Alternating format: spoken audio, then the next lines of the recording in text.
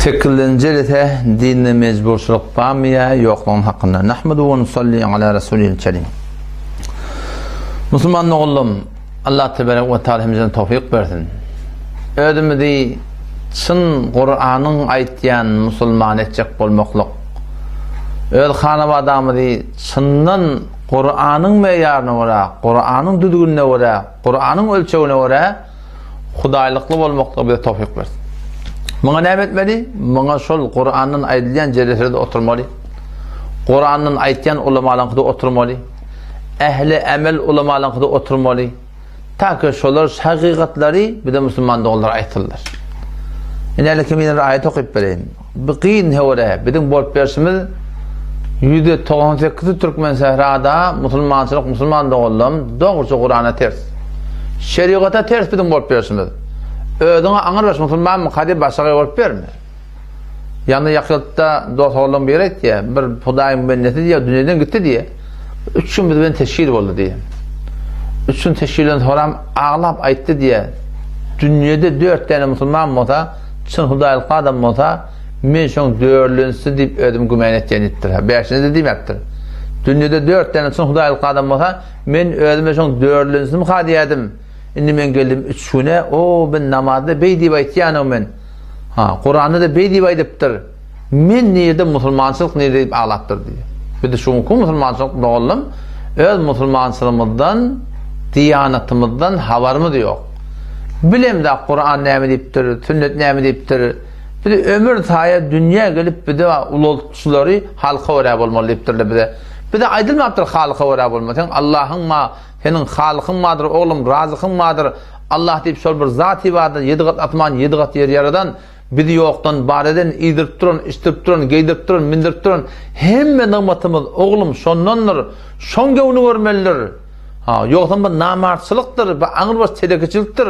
Halıkın gevini görecek hop da, mahluğun, halıkın marahim, gevini yıkıp da, mahluğun gevini görmekte kadim Türkmenin olsun naklet çıkarttır, bizim aramda yitik gidiptirler. Bizim aram yitik giden adlarken, beterken bizim aramızda. Bizim aramızda kadimden naklediptirler. Gevun gören cennet görmer deyiptirler. Tadaca görün şu Kur'an'a göre. Gevun gören cennet görmer deyiptir Müslüman doğan. Allah Teala'nın gevunu görmelerde, mahluğun gevunu görten, şeriatın gevunu görmelerde, taş devrin gevunu görten Müslüman doğan cennet görmer deyiptir koyarlar. Şular şu kepler nereden çıkarttırlar? Geçenki cedede 24. ayet Sure-i Tawba'nı ben okuyup verdim değil mi?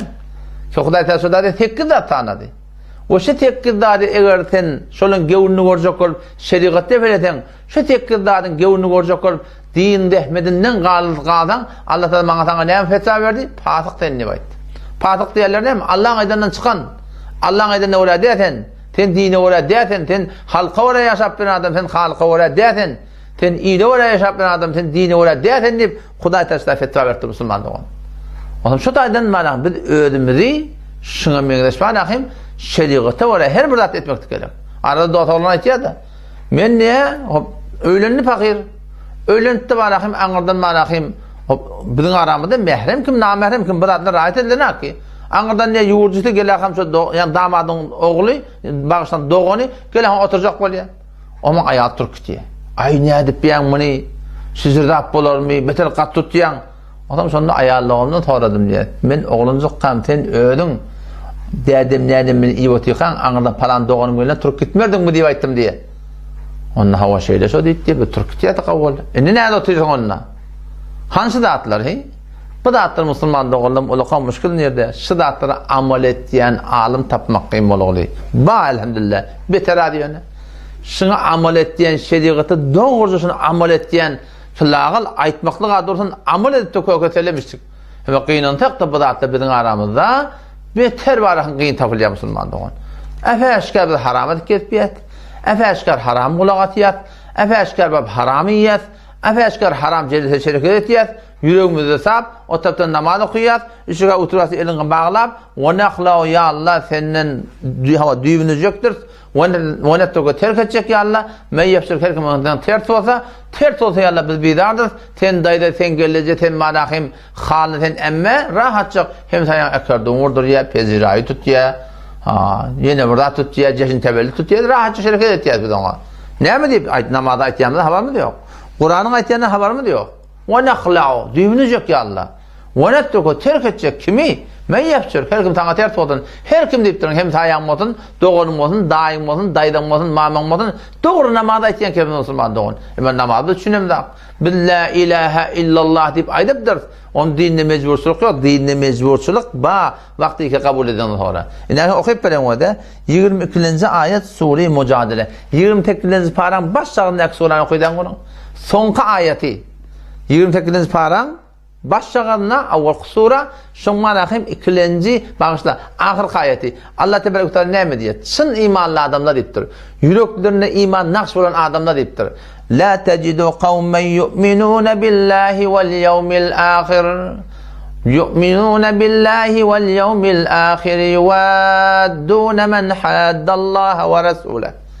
Tapmardan bir kavmi diye Huday Teala. Bir kavmi tapmardan Allah bilen kıyamete iman getirip yine de Hudaya ters dururlar bilen dostluk etsinler, katnaşsınlar, otursunlar diye tapmardan bunu diye Huday Teala.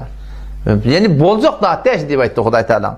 Yani o adamlar Allah bilen kıyamete imanı var, mümkün değil ki Huday bilen peygambere ters dururlar bilen katnaşsınlar, otursunlar diye. وَلَوْ كَانُوا آبَاءَهُمْ eğer seni terteşe ataları olsun, ev ebnâhum ya oğlan uşakları olsun, ev ihvânahum ya doğulları olsun, ev aşiretahum ya tayfaları olsun diye. Kim aydıptır? Allah aydıptır. Tapmardan bir kavmi ki Allah kıyamete iman getirdi, mümkün ne diye Huday Teala. Sen bolcuk da ateş deyiptir. Bir adam Allah bilen kıyamata cennet cehennem badip iman getirip de imanı madem aytın, la ilahe illallah diye aytın. Yine de Huday bilen peygamber tertörüne katnaşsınlar, otursunlar, dostluk etsinler.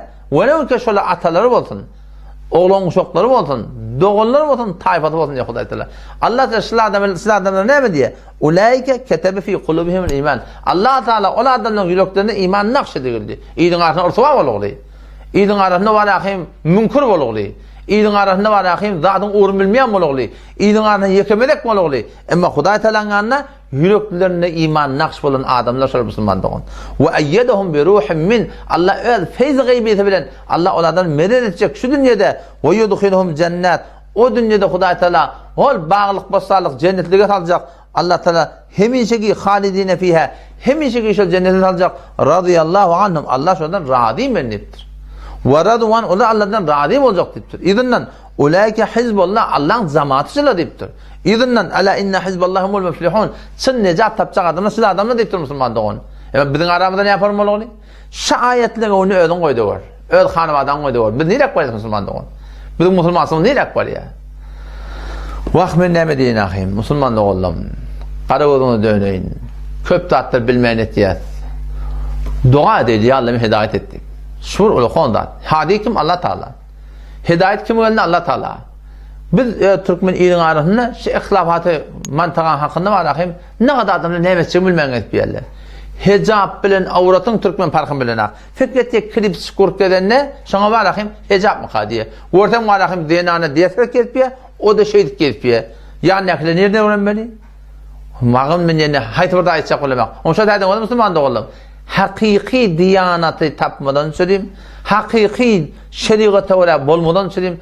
Allah'tan dua edin. Ya Allah men hidayet et. Ya Allah men doğru yol al. Ya Allah akılın her gayet birdat diye. Ya Allah men sen aytyan benden mulatım diye. Ya Allah men sen tüyyen benden mulatım diye. Halk kurdisin ya Allah. İyil kurdisin ya Allah. Ol halk iyiliği ki sana ters olsa. Ya Allah sonra nabut bolsun ya Allah. Ama ya Allah men sana oraya olasın diye. Sen beni hidayet et deyip Allah Teala yalvarsak. Dişinde var, hoşunda var. Halasana Müslümandan Allah'tan dilemeli.